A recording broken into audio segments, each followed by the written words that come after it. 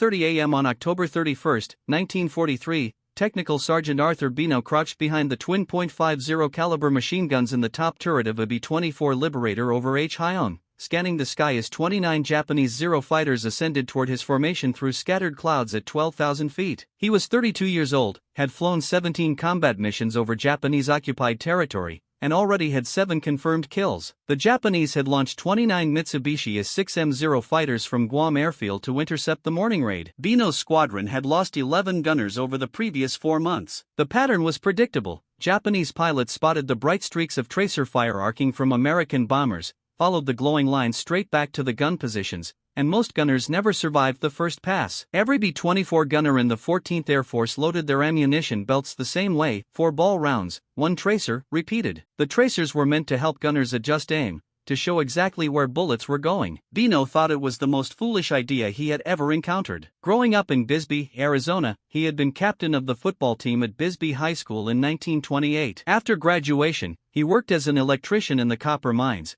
but his true passion was competitive shooting. He spent weekends at the rifle range, loaded his own ammunition, studied ballistics, and practiced until his hands cramped. In 1937, he placed 6th in the National Rifle Championship, and in 1940 he won the Arizona State Rifle Championship. He served as president of the Bisbee Rifle and Pistol Club. When he volunteered for the Army in 1941 at age 30, considerably older than most recruits, the recruiting sergeant reviewed his shooting scores and sent him directly to aerial gunnery school at Las Vegas Army Airfield in Nevada. Bino graduated at the top of his class and was assigned to the 374th Bomb Squadron, 308th Bomb Group, deploying to China in early 1943. He became the top turret gunner on a B-24D Liberator nicknamed the Goon. When he first inspected his ammunition, he saw tracers loaded into every belt and immediately understood the danger. Japanese pilots were sharp. They would follow the glowing streaks straight back to the gunner and kill him. That night, Bino sat in the armament tent with 500 rounds of .50 caliber ammunition spread across a wooden table. Carefully, he removed every tracer and replaced them with standard ball rounds, no phosphorus, no glow, no bright line revealing his position. The other gunners thought he was insane. Tracers helped you see where you were shooting. How could he hit anything without them? Bino explained he had been shooting competitively for 15 years. He knew his gun, he knew the ballistics, and he trusted his training. When he flew his first combat mission with only ball ammunition, the lead Zero approached 3,000 feet below and closed in fast. Bino rotated his turret, checked his ammunition feed, and prepared. At 1,800 yards, the enemy fired but was too distant. Bino waited until 1,000 yards,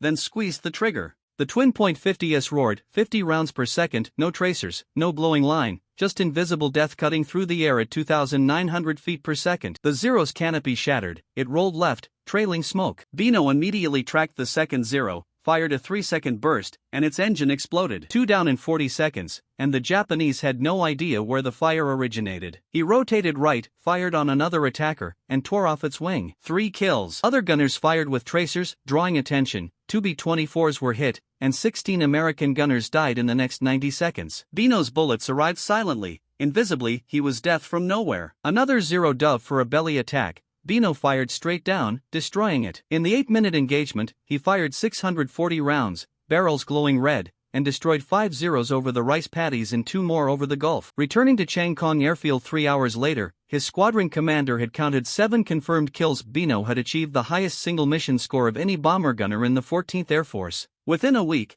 half the gunners in the 308th Bomb Group followed his lead, removing their tracers. Within 2 weeks, 3/4 had done so, and the tactic spread to other squadrons and bomb groups. Bino's skill, honed over 15 years of competitive shooting, allowed him to aim perfectly without glowing bullets. By mid-November, his confirmed kills rose to 12, approaching fighter pilot ace totals. On November 14, 1943, 2 weeks after H-Hyong, Bino climbed into his turret for a mission against Hong Kong Harbor. 7 confirmed kills behind him, he prepared to face even more Japanese Zeros than he had ever encountered. 14 B-24s from the 308th Bomb Group were scheduled to attack shipping in the harbor. Intelligence had estimated light opposition, perhaps a dozen Zeros from Kitiak Airfield, but they were wrong. 5:30 a.m., the Goon lifted off from Changkong, Captain Samuel Skousen maintaining formation as they climbed toward altitude. Bino test-fired his guns over the mountains of southern China, both .50s functioning perfectly. He had loaded fresh ammunition the night before, 1,000 rounds, 0 tracers. The 2-hour and 40-minute flight to Hong Kong was uneventful,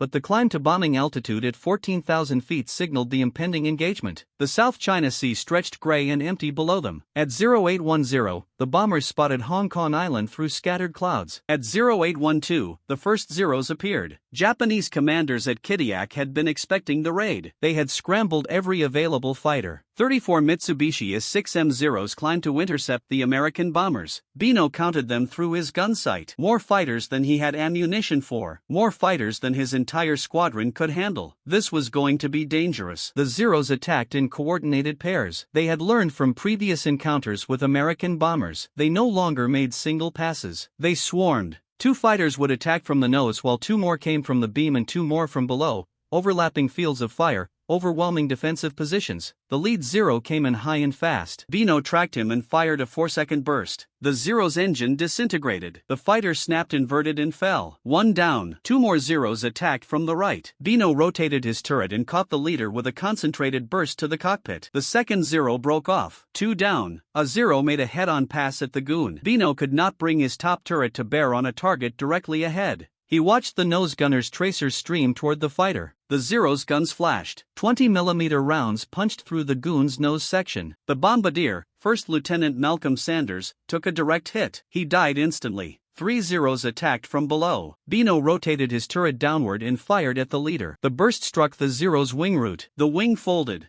and the fighter tumbled away. 3 down. The formation was breaking apart. B-24s scattered across 10 miles of sky. Some turned back toward China. Others pressed on toward the target. Japanese fighters pursued them all. Bino fired constantly. Short controlled bursts. 4 seconds. Traverse.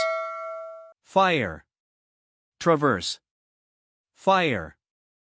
A Zero exploded. 4 down. Another fell away, trailing smoke. 5 down. The goons. Number 3 engine began losing oil pressure. Black smoke streamed from the cowling. Captain Scuzzin shut it down and feathered the propeller. The bomber slowed. They were falling behind the formation. Falling behind meant dying. Alone. Japanese fighters concentrated on stragglers. Benko knew what was coming. He rotated his turret and waited. 6 Zeros peeled off from the main battle and dove toward the goon. Bino counted them, checked his ammunition counter. 400 rounds remaining. He would need every single one. The 6 Zeros came in waves. 2 from above, 2 from the beam, 2 from below. Classic Japanese fighter tactics, overwhelming a single target from multiple angles. Benko took the high pair first. They dove out of the sun at 400 miles per hour. He led the first Zero by 3 aircraft lengths and fired. The burst caught the fighter's engine. Flames erupted from the cowling. The Zero rolled onto its back and fell away,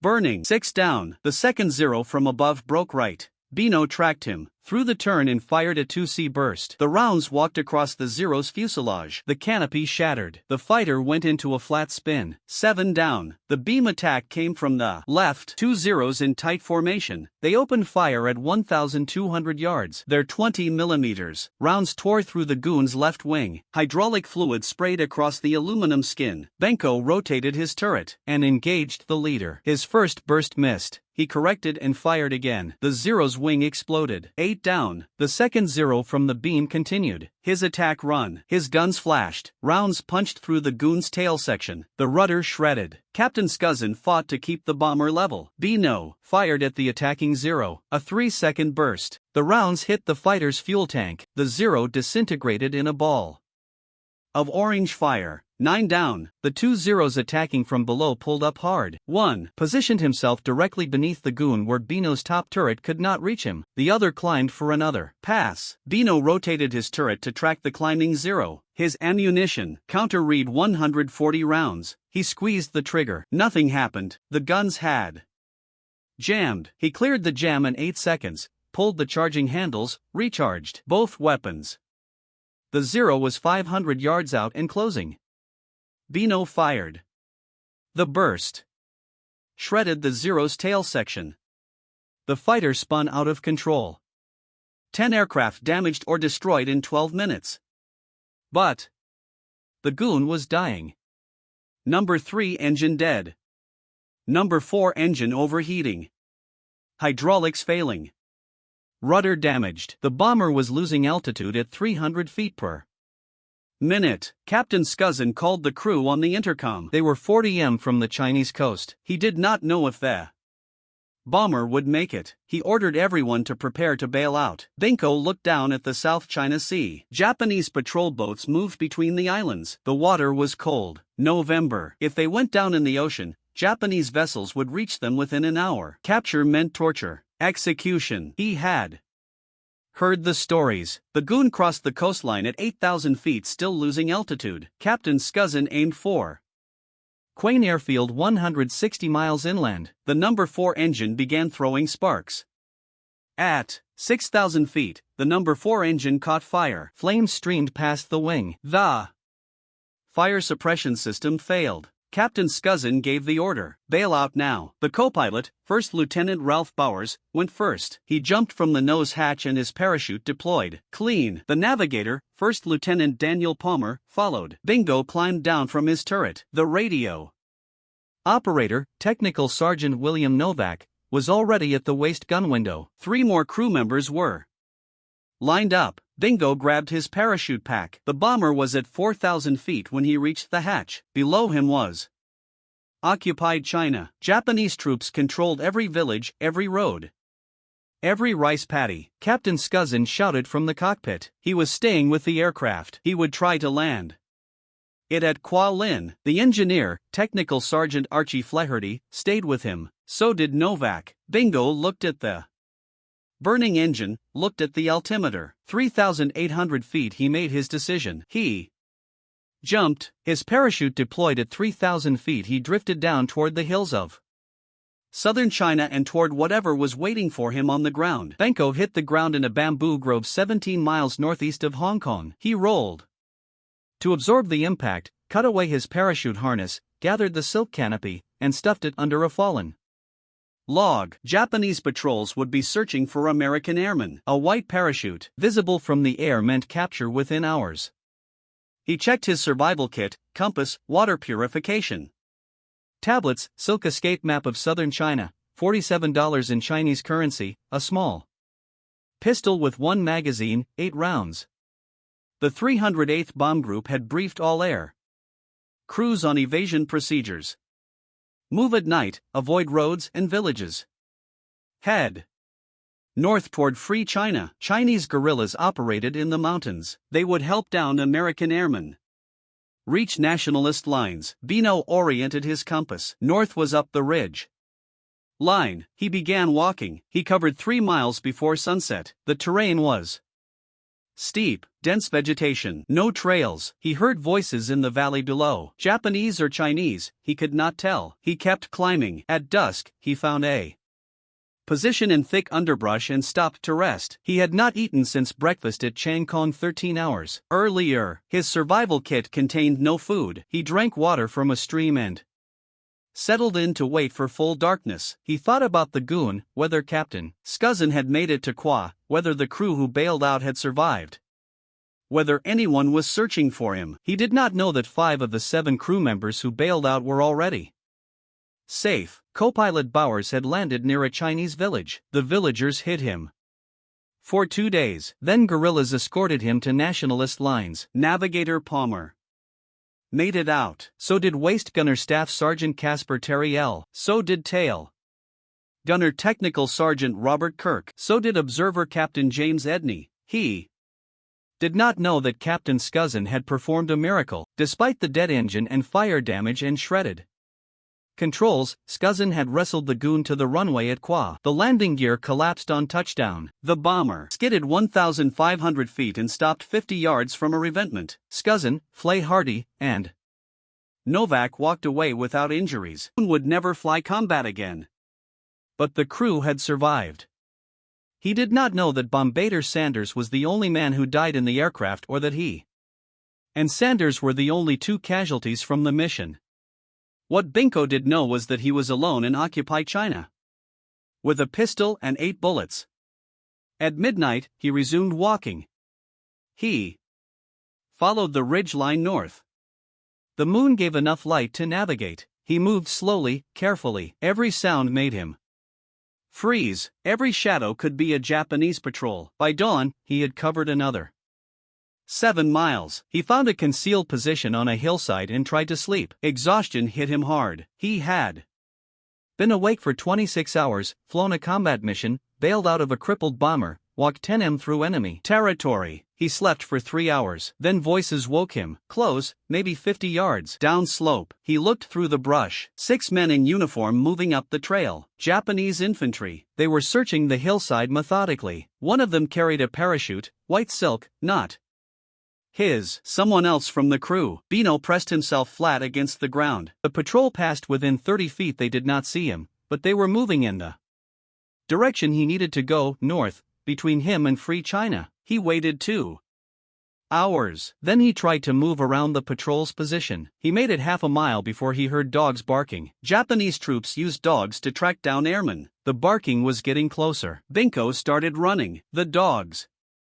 found his scent. The barking became frantic. Voices shouted behind him. He ran harder. He covered 200 YD before the trail ended at a cliff, 20 foot down to a river. No other way forward. The dogs were 100 yards back and closing. Bino looked at the water, looked at his pistol, made his choice. He jumped. The river was shallow, 4 feet deep. Bino hit the water hard. The current pulled him downstream. He surfaced and swam for the far bank. The dogs reached the cliff edge above him. Their barking echoed off the rocks. Japanese soldiers appeared at the cliff. They fired. Rifle rounds slapped the water around him. Bino dove under and kicked hard. The current carried him around a bend. He came up for air and kept swimming. He made it to the far bank and climbed out. His clothes were soaked. His pistol was gone. Lost in the river. He ran into the forest and kept moving. The pursuit continued for 3 hours. Japanese patrols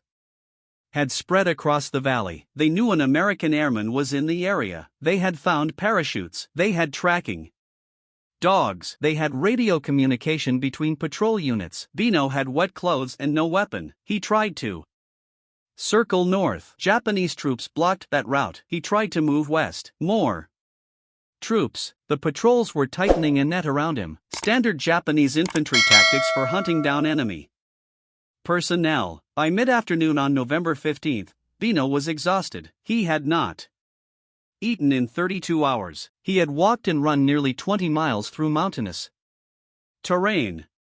He had no water, no food, no weapon, and he was surrounded. At 1,600 hours, a Japanese patrol found him hiding in a ravine 3 miles from where he had landed. He had no way to fight, no way to escape. He surrendered. The Japanese soldiers bound his hands and marched him to a forward command post. They searched him, found his dog tags. Technical Sergeant Arthur J. Bino, serial number 691-7171. 374th Bomb Squadron. 308 Bomb Group. Japanese intelligence officers knew about the 308th Bomb Group. They knew about the November 14th raid on Hong Kong. They knew American bombers had attacked the harbor. They wanted information, strength, future operations. Bino gave them his name, rank, and serial number. Nothing else. What happened to Arthur Bino after his capture is documented only in Japanese military records recovered after the war. He was classified as killed in action. His body was never recovered. He was 32 years old. Bombardier Malcolm Sanders, who died when his aircraft was hit over Hong Kong, was the only other fatality from the Goon's final mission. The 5 other crew members who bailed out all made it to safety. Captain Skuzan's emergency landing at Kualin saved 3 lives, including his own. The Goon sat damaged at Kwa for 2 months. The 308th Bomb Group stripped the bomber for parts.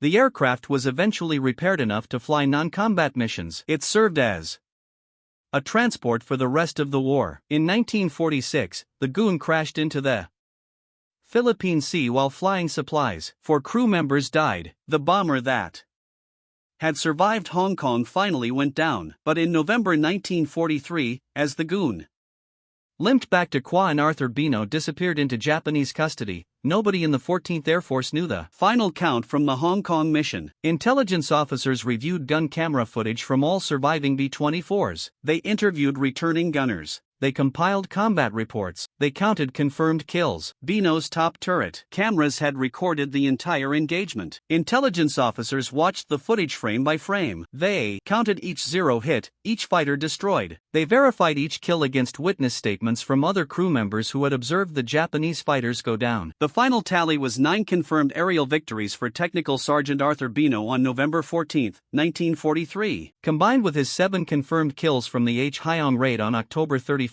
his total stood at 16 confirmed kills. No other bomber gunner in the United States Army Air Forces had ever achieved that score. Fighter pilots with 16 victories received Distinguished Service Crosses. Some were awarded Medals of Honor. Their names appeared in newspapers. Their faces appeared in newsreels. Arthur Bino had surpassed every fighter ace record for enlisted gunners in the Pacific, and he had done it without a single tracer round revealing his position. The question remained, would anyone remember? In January 1944, National Geographic published a feature on the 308th Bomb Group. The article included a photograph of the Goon's crew standing in front of their bomber at Chang Kong Airfield. In the back row, fourth from the left, was Technical Sergeant Arthur Bino. The caption identified him as missing in action. The article mentioned Bino's record 16 confirmed kills, the highest-scoring bomber gunner in the 14th Air Force. It highlighted his innovation, removing tracer rounds from his ammunition, creating invisible fire that Japanese pilots could not track. By the time the magazine reached newsstands in the United States,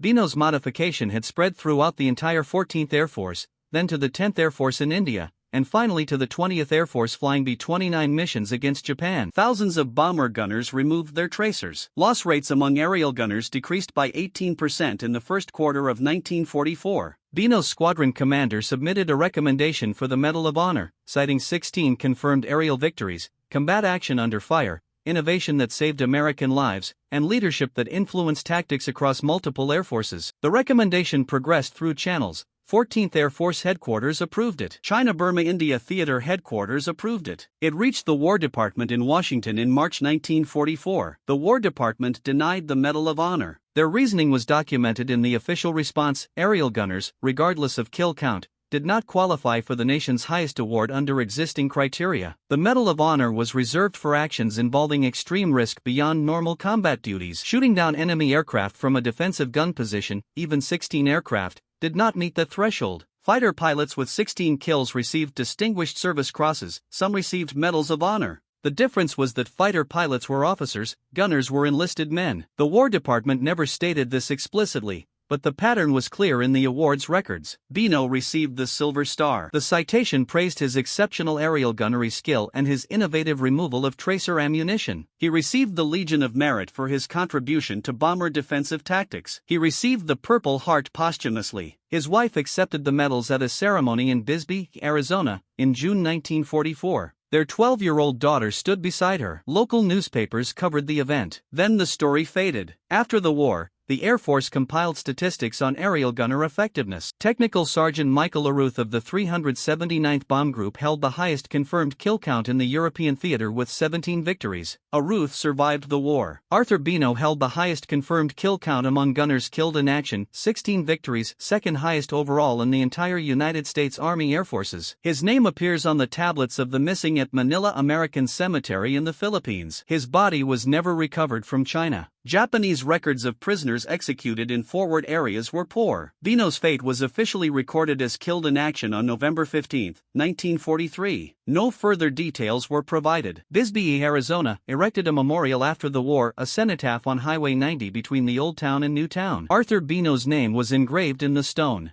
Hometown hero, killed defending China from Japanese invasion. In 1948, the newly independent Republic of China established a monument to aviation martyrs of the War of Resistance against Japan in Nanjing. Over 2,000 American airmen had died defending China between 1941 and 1945. Arthur Bino's name was among them. Yet in America, Bino faded from memory. Fighter aces became famous. Their names filled history books: Richard Bond, Tommy Maguire, Gregory Boyington, all household names, all officers, all pilots. Bomber gunners were forgotten, even those who transformed aerial warfare, even those who saved hundreds of lives with a simple innovation, even those who held records that would never be surpassed. Arthur Bino's daughter never married, she died young. The family line ended. The competitive shooting trophies from the 1930s vanished. The Arizona State Rifle Championship medal was lost. Photographs from Changkong Airfield survived only in military archives. By 2025, most Americans had never heard of Arthur Bino. Most military historians focused on fighter pilots and bomber commanders.